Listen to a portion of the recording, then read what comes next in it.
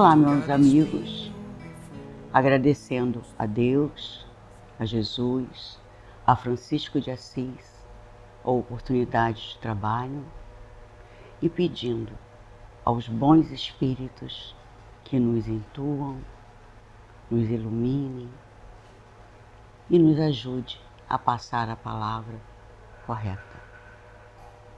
Estou aqui no Jefa, tão bom, sentindo tanta paz, sentindo todos os fluidos que essa casa nos traz. Eu trouxe para vocês um poema do livro Antologia dos Imortais. É um poema de Casimiro Cunha. O título é A Vitória. Pedes mapas e instruções para o caminho a trilhar. Entretanto, onde estiveres, o roteiro é trabalhar. Escalas monte espinhoso, no desejo de avançar. Há pedras cerrando a frente, a mudança é trabalhar. Alegas tédio invencível, da cabeça ao calcanhar. Mas todo enfado se extingue, a fórmula é trabalhar. Lamentas incompreensões no seio do próprio lar. Toda mágoa foge e cessa, o recurso é trabalhar. Dizes notar tentações na ideia, no céu, no ar, mas hoje podes ser livre, a defesa é trabalhar. Transportas na alma intranquila a dor de antigo pesar. Qualquer aflição tem cura, o remédio é trabalhar. Acusas-te perseguido, afirmas-te sem lugar, renova-te e sê feliz. A melhora é trabalhar. Problemas são sempre muitos, não te ponhas a indagar. A vida responde certo, o preceito é trabalhar.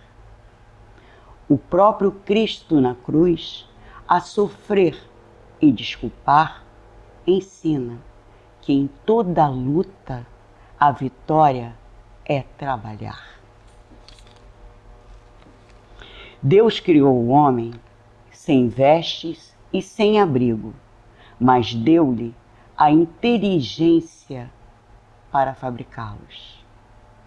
O homem, porém, insaciável nos seus desejos, nem sempre sabe contentar-se com o que tem.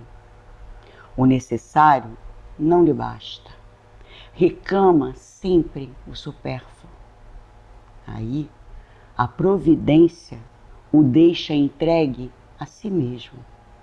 Frequentemente, ele se torna infeliz por culpa sua e por haver desatendido a voz que, por intermédio da consciência, o advertia. Nesses casos, Deus fala sofrer as consequências, a fim de que lhe sirvam de lição para o futuro. Meus amigos, a caridade e a fraternidade não se decretam em lei alguma, se uma e outra não estiverem no coração. O egoísmo aí sempre imperará. Vamos então, capítulo 25 do Evangelho segundo o Espiritismo, buscai e achareis.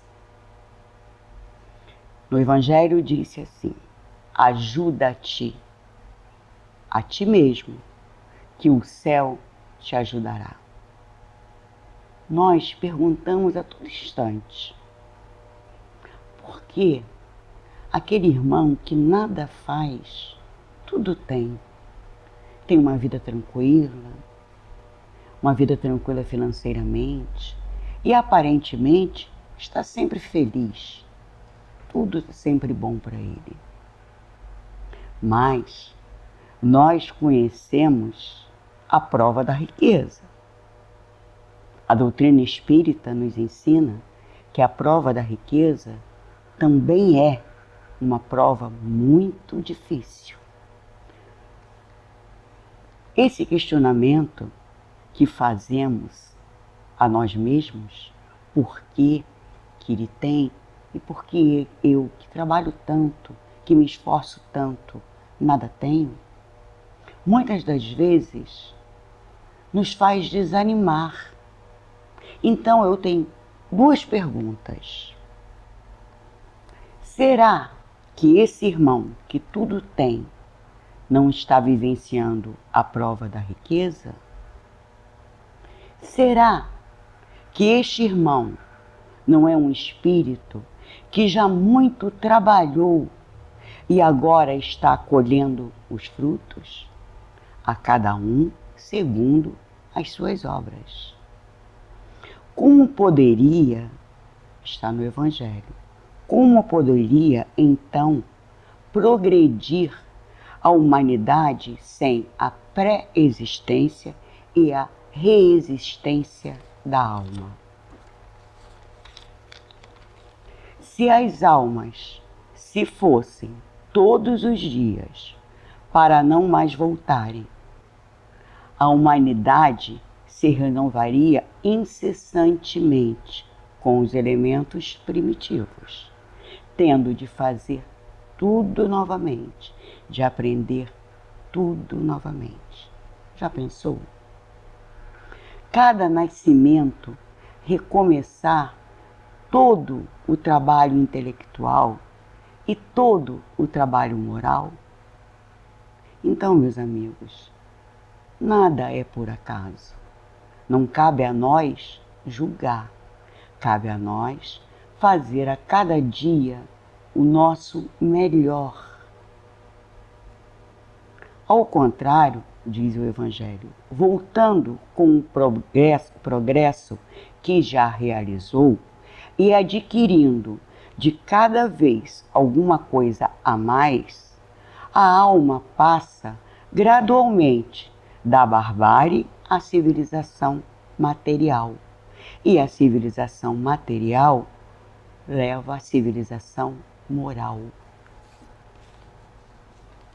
Logo no início deste capítulo, o Evangelho nos fala: pedi e se vos dará, buscai e achareis, batei a porta e se vos abrirá.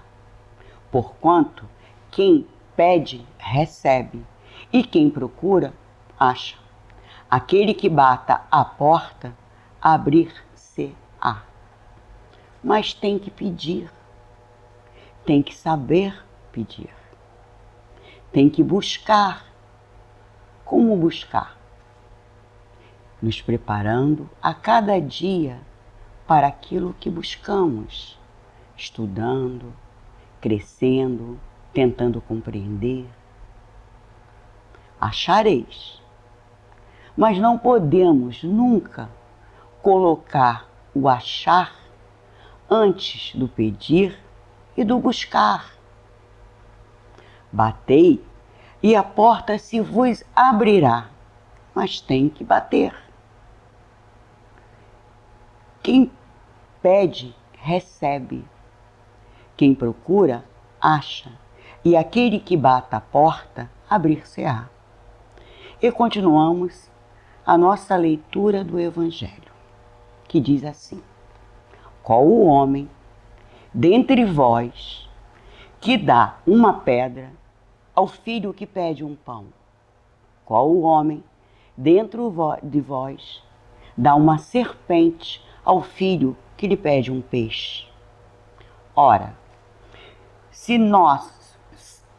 sendo maus como sois, como somos, sabeis dar coisas boas aos vossos filhos, não é lógico que, com mais forte razão, nosso Pai, que está no céu, dê os bens verdadeiros aos seus filhos?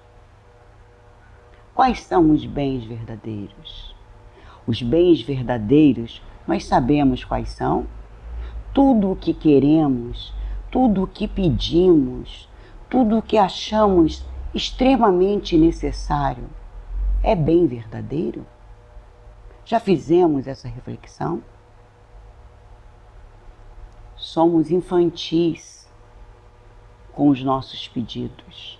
E ao pedir, nós achamos que Deus não é justo, porque pedimos para nós. E nunca nos perguntamos, por que eu? Por que todos os nossos irmãos também não ganham o mesmo que eu quero? Deus é o Pai de todos. Portanto, Ele dá a todos conforme o merecimento, conforme a necessidade de cada um. No Evangelho diz assim: na infância da humanidade, o homem só aplica a inteligência à cata de alimento, de meios de se preservar dos intempéries e de se defender dos seus inimigos. Isso lá no início. Só que também o Evangelho diz que Deus, porém, lhe deu a mais do que outorgou ao animal. Deus deu o desejo incessante de melhorar a sua posição, que o eleva a descobertas, as invenções que aperfeiçoamos a ciência, porquanto é a ciência que lhe proporciona o que lhe falta. Vocês acham que a ciência, que os cientistas nada fazem? Eles não usam a inteligência deles? Eles não testam, retestam, testam de novo, fazem de novo, acordam uma outra intuição e tentam. Eles estão trabalhando. A intuição está vindo, sim, lógico, dos bons espíritos, lógico. A intuição está vindo do céu, mas existe o trabalho. Pelas suas pesquisas, a inteligência se lhe engrandece, a moral se lhe depura. As necessidades do corpo sucedem à dos espíritos.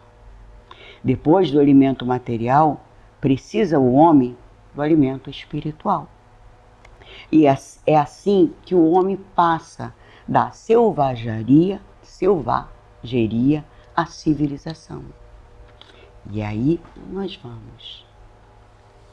Mas nós somos assim questionadores demais. Nós não aceitamos. Ser questionador é bom? Sim. Claro que sim. Devemos questionar tudo. Devemos perguntar, devemos raciocinar, devemos usar a inteligência que Deus nos deu de presente. Sempre questionando. Mas muitas das vezes o nosso questionamento é um questionamento sem aceitação. Mas a pergunta que a maioria de nós fazemos: mas então eu, que estou sem emprego, mas então eu, que estou doente, mas então eu, que perdi uma pessoa que tanto amo, não estou fazendo as coisas certas? Não estou me dedicando? Não é isso, meus irmãos, que o Evangelho está nos dizendo. O Evangelho está nos dizendo que tudo tem uma razão de ser. E a pergunta é também a seguinte: nós estamos sempre ouvindo as palestras, estudando os livros codificados por Kardec, mas no nosso dia a dia a gente esquece um pouquinho.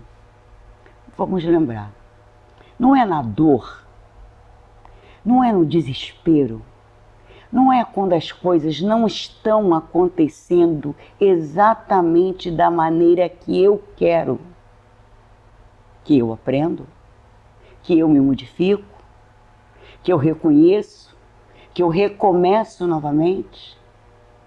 Então, meus amigos, nossa encarnação é para aprendermos, é para evoluirmos. É essa a razão da reencarnação. O trabalho que temos que fazer é com a pergunta. Não temos que perguntar por que eu estou passando por isso ou por aquilo. A pergunta a se fazer é: para que estou passando por essa situação? Quando trocamos a pergunta, quando fazemos o para quê e não o porquê, começamos a entender o que temos que aprender. Começamos a ser menos teimosos e a entender que nem tudo que queremos é o nosso bem, entendendo sempre que nós estamos pedindo pedra, mas Deus, misericordioso, está nos dando o pão. Mas não podemos esquecer dos 3 imperativos: pedir, buscai, batei.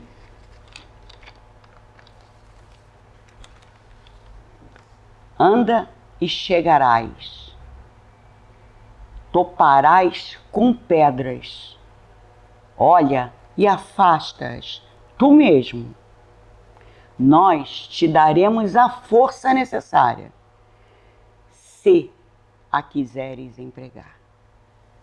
Isso aqui está no Evangelho e está no Livro dos Médiuns, segunda parte, capítulo 26, da questão 291 e as seguintes. Do ponto de vista moral, essas palavras de Jesus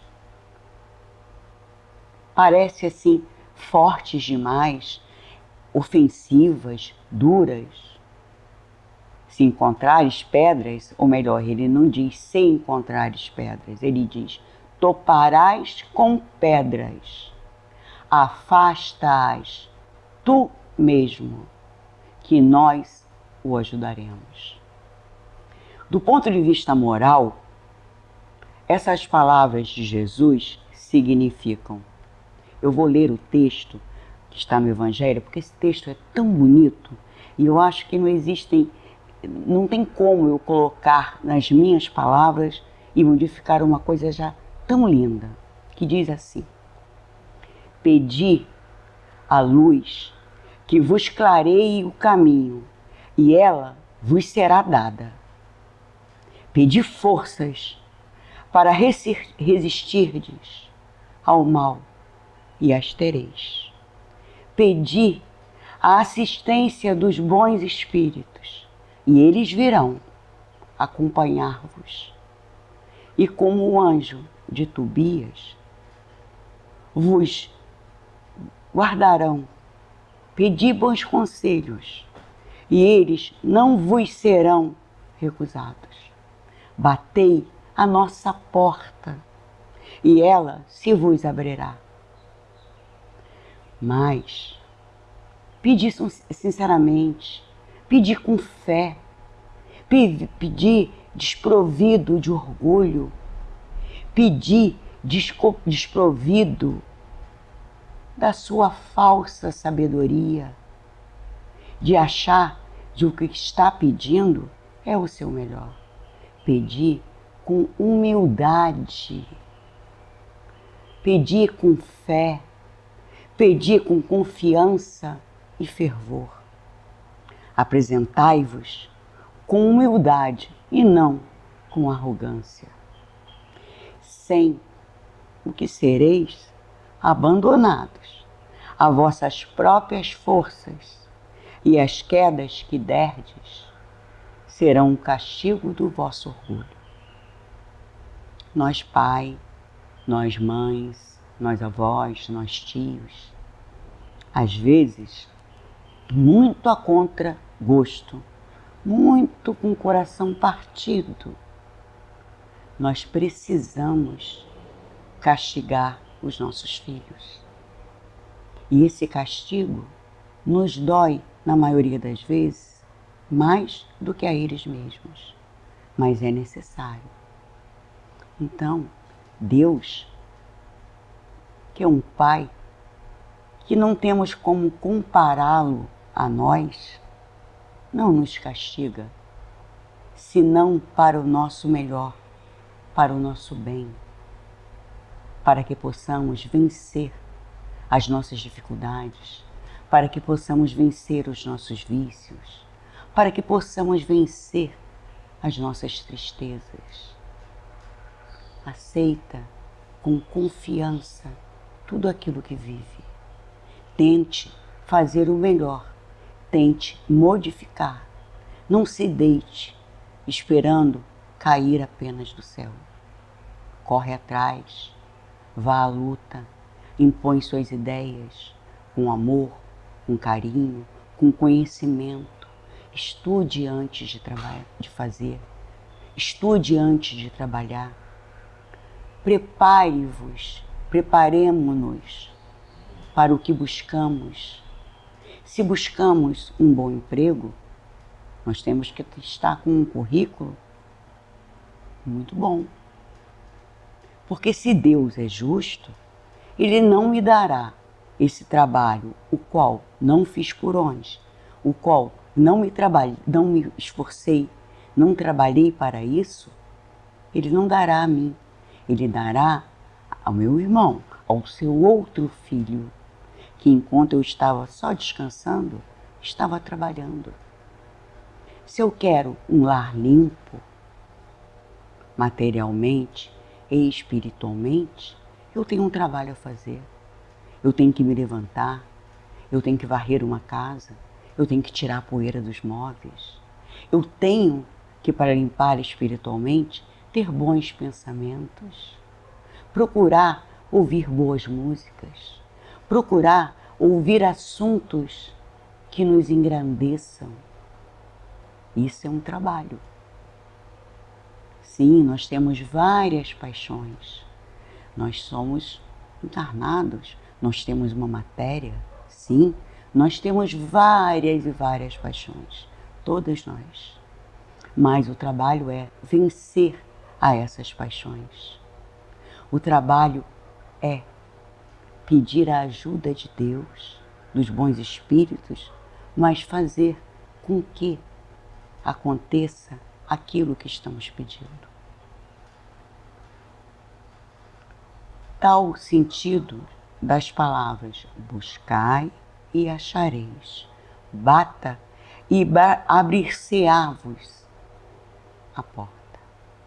Não esqueçam, meus amigos, em todo caminho, em todo trilhar, existe uma porta. Sempre existe uma porta. Não se entregue jamais ao desespero, ao desalento. Caminha com força, com fé, e você chegará à porta e baterá, e ela se abrirá. Muita fé a todos, muita paz, e não se esqueçam, Deus é amor. Agradecendo a Francisco, agradecendo a Jesus e agradecendo principalmente a Deus, pedimos que todos os lares possam receber fluidos de harmonia, de equilíbrio, de paz, de saúde, de amor e de bem-estar. Paz e bem para todos nós, que assim seja.